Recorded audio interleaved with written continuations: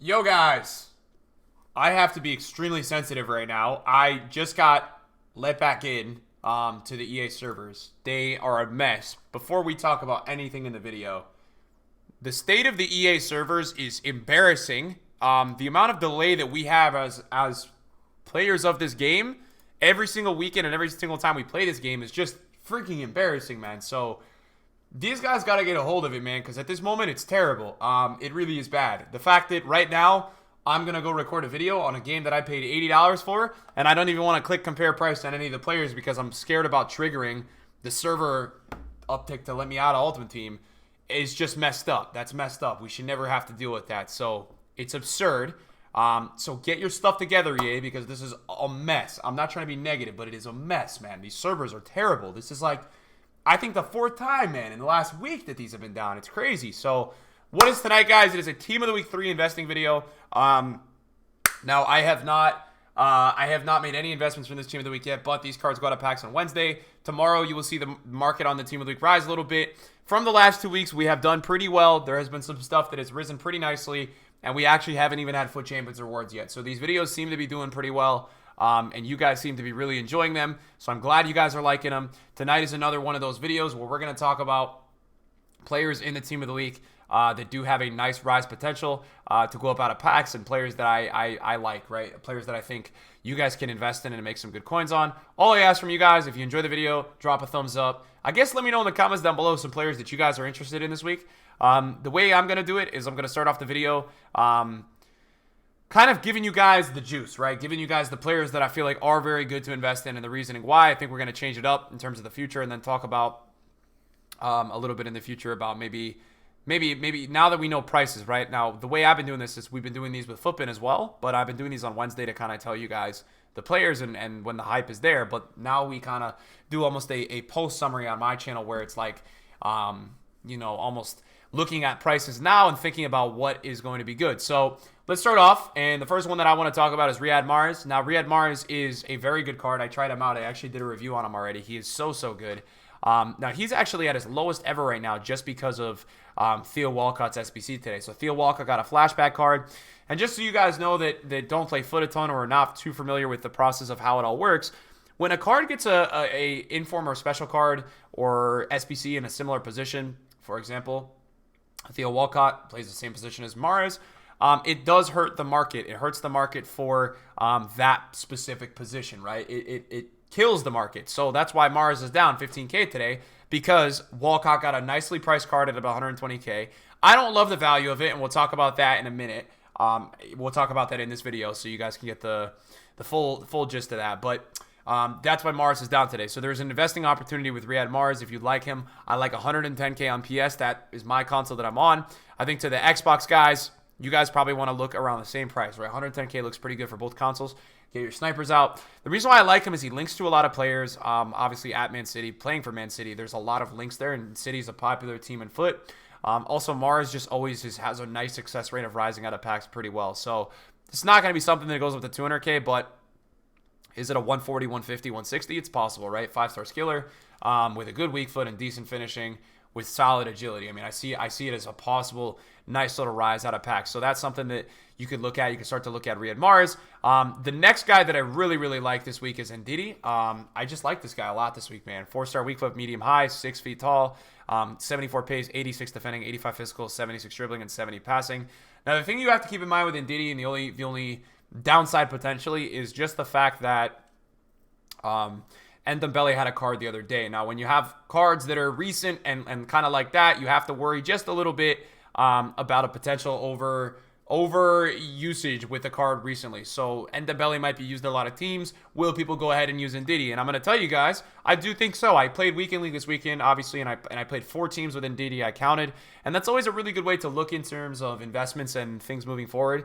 Seeing how many people are using certain players from a current team of the week, and then also taking a look at the fluctuation. So this guy has literally been bought at so many times at 55 to 58K in the last week that it makes me think that is his low. And very similar last week, I recommended to you guys James Maddison at 15 and 16 because I told you guys, look, this guy is not getting any lower. He's getting bought a ton at this price.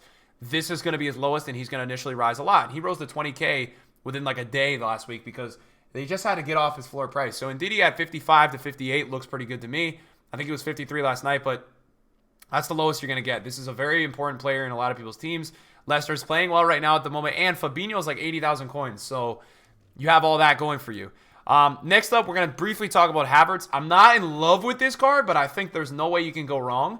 Probably a 200K out of packs situation.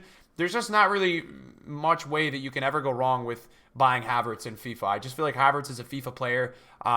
So it's important that you look at his stats. 86 pace, 81 shooting, 85 dribbling, 82 passing. Not an insane card. Actually very similar to Mahrez's card in terms of stats, but 4-star, 4-star with the 84 finishing. The good sprint speed. The acceleration is lacking a bit. You're going to have to put an engine chem stuff. You're going to go with this guy. Now, he's a little bit more of a high-budget guy, and I'll explain it to you in this way, and this is how I always look at things when I invest in Team of the Week. I would rather you buy 3 Ndidis than 1 Havertz, and that's just the reality. The fact of the matter is that that's just a better investment long-term to do the 3 Ndidis, right? Premier League, CDM, popular card than do the 1 Havertz, right? I think you'll get a better return on Ndidi. Now, those are like the 3 headliner players, but there's a few players in here that I think have a really nice potential to rise out of packs quickly, and the first one would be Matt Doherty. This guy is 12,000 coins at the moment, which is really cheap. You know, if you could only get 1, you could also go grab 10. It's an EPL right back, and the thing is with EPL fullbacks, Aurier has gone up 10K out of packs in about a week, and I think Doherty will do just about the same. There's no way in a few weeks that this guy is not closer to 20,000 coins. Not a player that I think you're going to see rise too much more over 25K, but I think 17 to 22 is kind of like where you could expect this card. It's just another fullback, right? EPL fullbacks never seem to do bad out of packs. Now, obviously, I don't love the agility and balance, but it's not a bad card, and I think you have to consider it when you're investing. I would love this card to be picked up at about 12,000 coins this week. That works for me. One other guy that I do want to talk about briefly is Daley Blind, and I don't even love this card, right? I'm honest with you guys. This is not a great card, but he links to Tagliafico, and Ajax is just popular on foot right now. They still are. They had Promes as an SBC the other week. It's just something that I don't think you can go wrong because at worst, you're going to make coins on this with an inform out of packs investment, right? With an SBC down the line. So I think storing one of these in your club is not a bad look. He's 16,000 coins at the moment, which is like really cheap. And then you have some other options within the Team of the Week that are really safe discard options.